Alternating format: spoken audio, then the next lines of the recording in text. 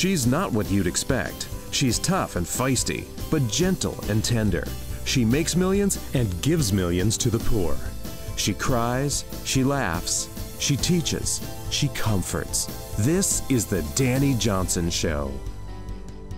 Hi, I'm Dani Johnson. Hey, are you in a toxic working environment?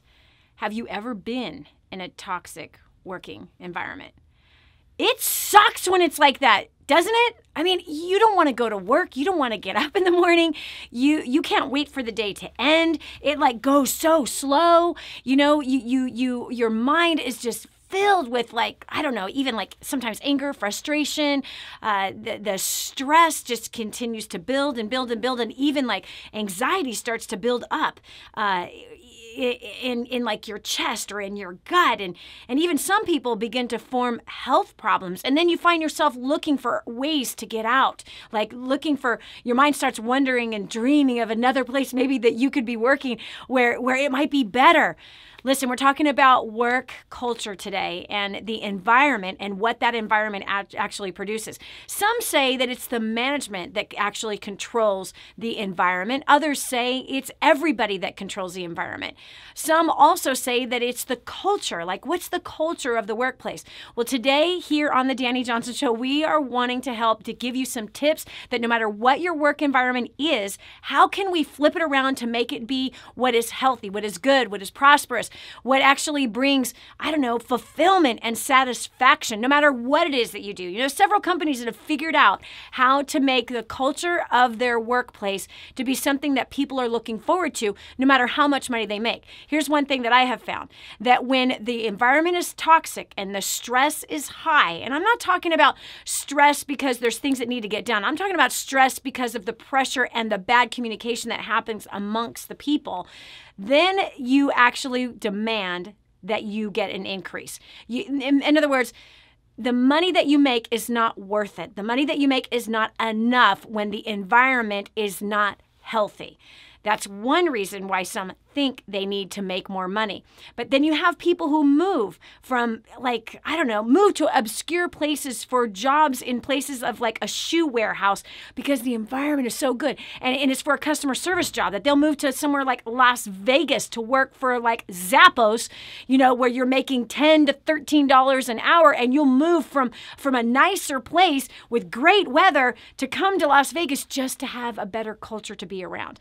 So I believe that culture is even much more important than anything else. So I want to know, we've asked our audience, have you worked in a toxic environment? What do you think that actually causes it? We've got George from Greece.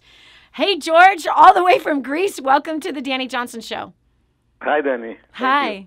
My comment was that a boss is the one who makes or breaks the environment, a great work environment, and that's because I think the boss has to be sensitive in people's needs. Yep. To have a great work environment. Yep.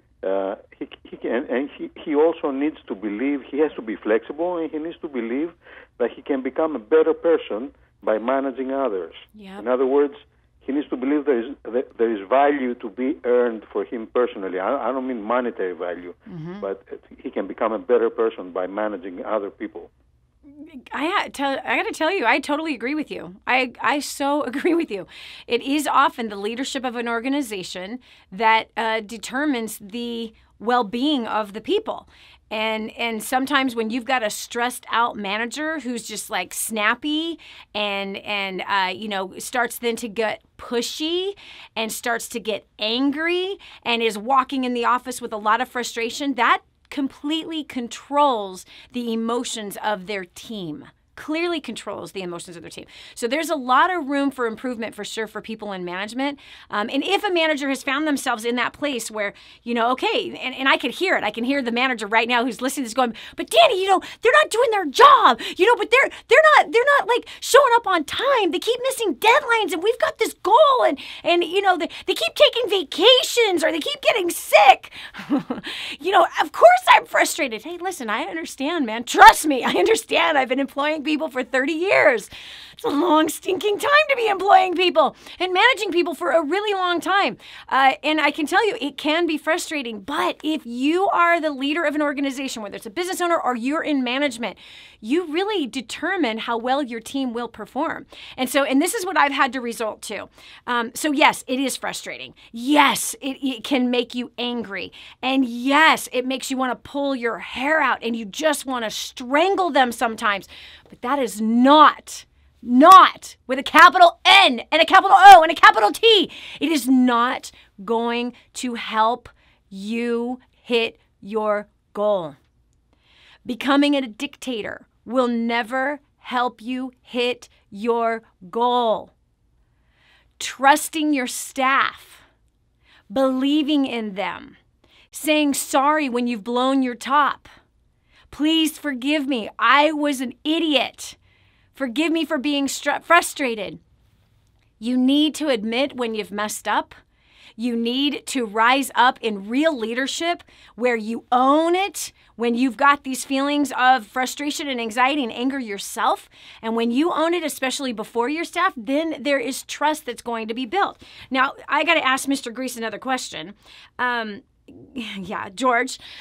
George, now, were you the boss that helped to control the environment, or did you work for somebody that controlled the environment? For a lot of years, I was working for major pharmaceutical companies, and then for the last 4 years, I was a boss for one of the major pharmaceutical companies here in Greece. Okay, so tell me something. And I was setting up the environment. Yes, so when you were working for somebody else, that you were working for the leader, and did you find that some of them blew their top and all of that kind of stuff? Yeah, I had all kinds. Okay.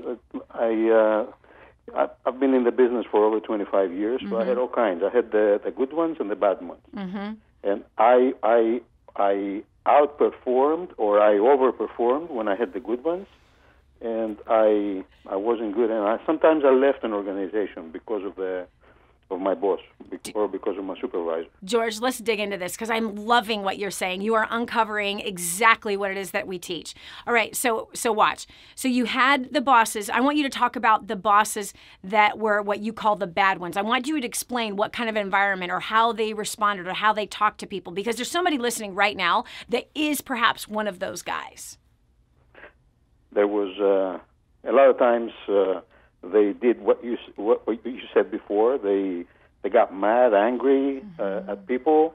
They used to scream in meetings and stuff like that. There was irony involved many times in their while they were talking to the salespeople. Just a bad temper and treating people in an awful manner. Give me one example. You're treating people in an awful manner. Give me one example, if you can. Well, I remember one really horrible situation was that we had a meeting one time, a sales meeting, and as we were going through the process, it was a closing time, and the boss was giving his speech, and then all of a sudden, we weren't catching our targets. Yep. So right at the closing, he was started screaming, hollering at us, and really, we couldn't believe it, and that was the closing of the meeting when you're supposed to feel inspired and go out in the field and bring your sales quota and stuff like that, and all of us left. We couldn't believe what had just happened, Okay, now give me, and here's what's so sad, is that they actually think that somehow that's going to work.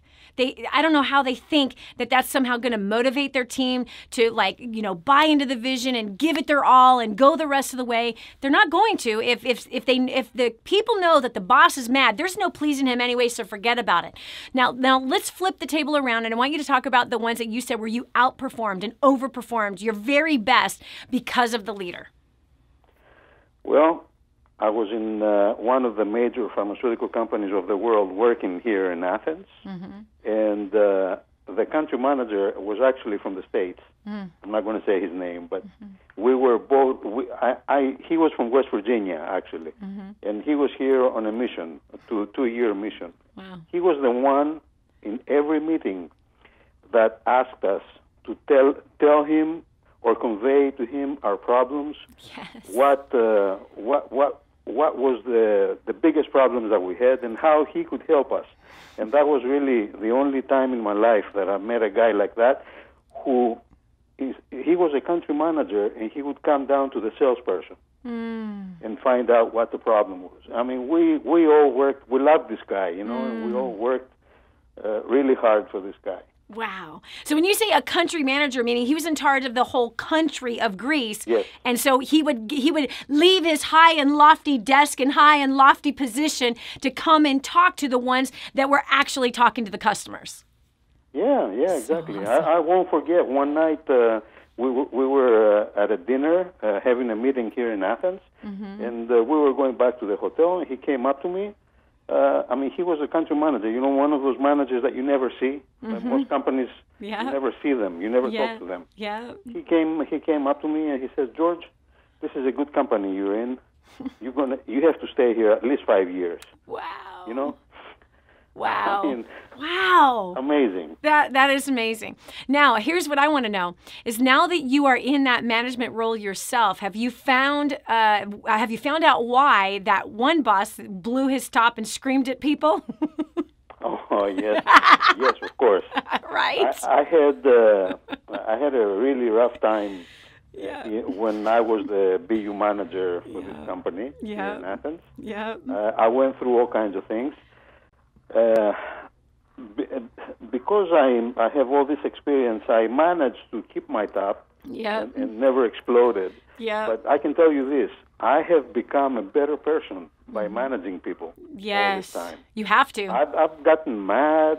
I've gotten, sometimes, people talk behind your back. You hear all this.